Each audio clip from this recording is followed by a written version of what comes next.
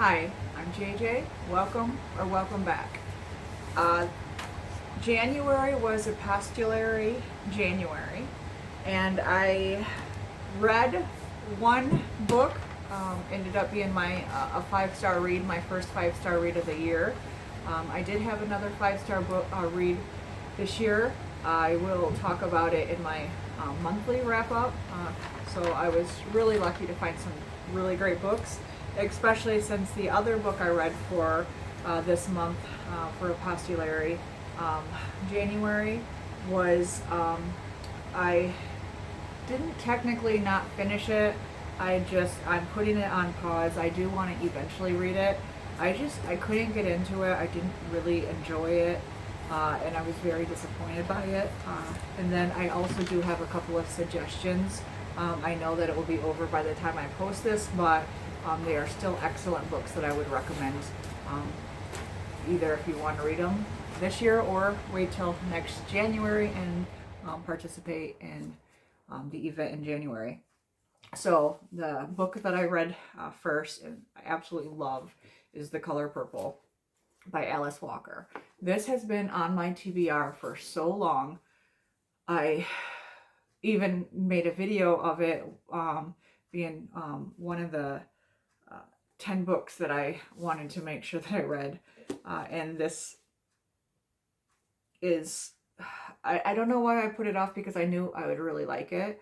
I was familiar with the storyline. I actually even watched the musical that came out a couple of years ago and loved it, so I knew I would like it. But it follows two sisters who essentially, it's two black girls in the South who get separated forcefully. One is forced to get married, and they leave their abusive dad and go home. The sister has to leave and find her own way. So we follow the sister who got married, and once again, this abusive husband, horrible situation that she's put in. And because she's so alone, she's so isolated, she writes to God. And what is so powerful about the way that this book was written is she wrote to him not for guidance, not even so much out of faith and comfort and healing. She wrote to him knowing he wasn't going to answer, knowing that she was going to continue to be this alone, but she just needed to get it out. And that is so haunting and tragically beautiful in the way that she chose to portray that kind of reservation that she had for her life, that this is just all that there was for her, that she was no good, and she didn't even deserve, essentially, to have God respond. And so she wrote to him about the life. So she's isolated, she's abused, and she's becomes obsessed with his her husband's mistress, and they end up having a beautiful affair, romance that gives grounding to Sally's life, and how she's able to then start seeing her worth, start kind of standing up for herself, start walking away from that. You also get to see her learn more about her past, and it's real. There's some very trigger warning things that happen to her that you would definitely want to check out. But it is handled in such a way that the resolution at the end is so rewarding and so fantastic. It will really stick with you. But you follow her life as she's growing and wondering, thinking her sister's dead. And then you, second half of the story, get the sister's journey. She's been writing to her sister. So Nettie has been writing because she has left the United States and is now in Africa, and she's a missionary in Africa, and she's writing about her experience there, about the culture shock there, about colonization there that she's witnessing, and how even so far away, how some things are so different.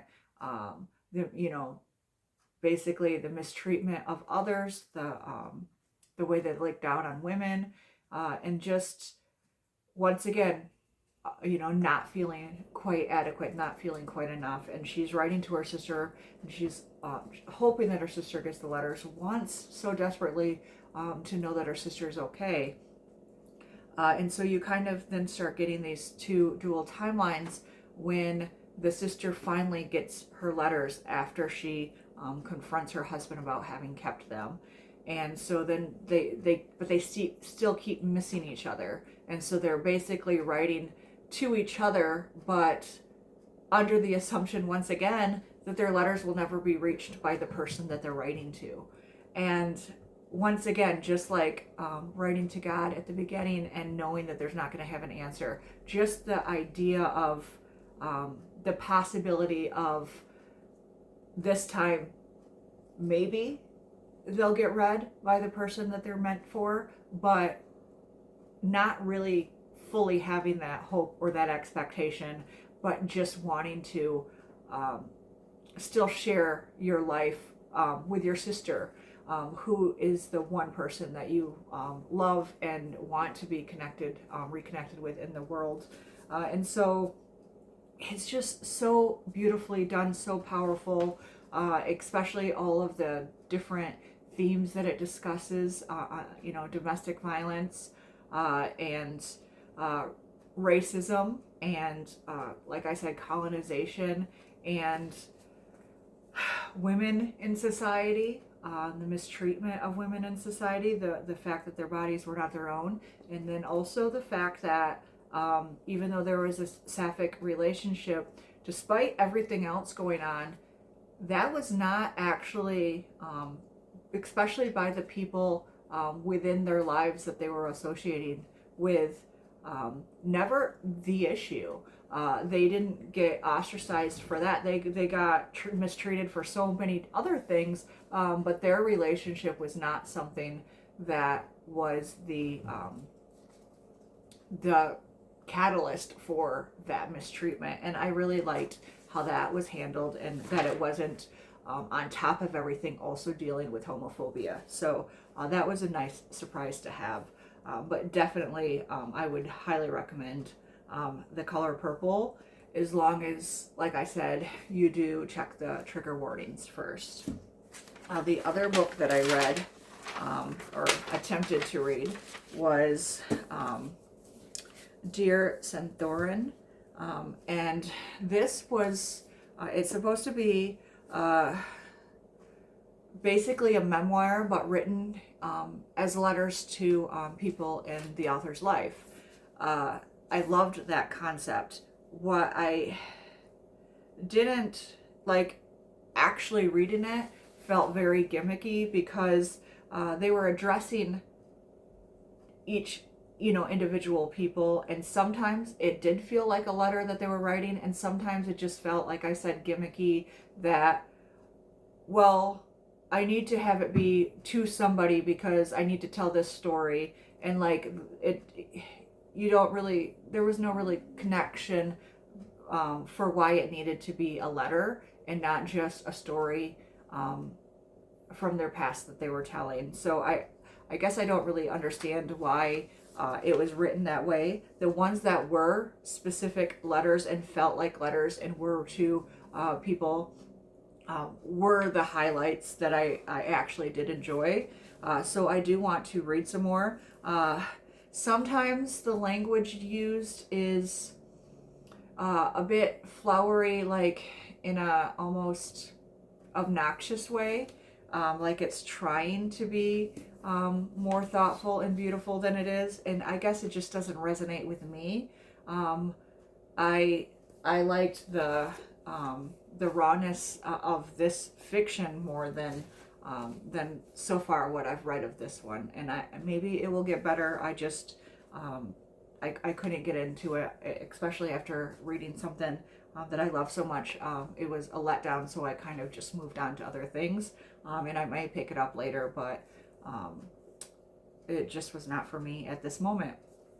And then the ones that I would recommend that I have read over the years and really enjoyed, um, 84 Charing Cross Road by Helene Hanff, Hanff. And she is basically a true story. She had a ongoing epistolary relationship with a bookstore owner, and especially it was, you know, during the war and trying to find things.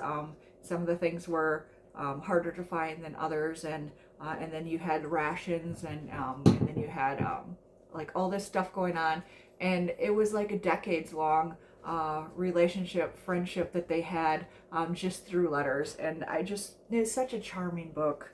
The next one I will recommend every day, all day long. Address Unknown by Catherine Cressman Taylor is one of my favorite books. It is also written as letters, and it is. I've talked about it multiple times, so I'm not going to talk about it very significantly here. But it's two former friends, business partners.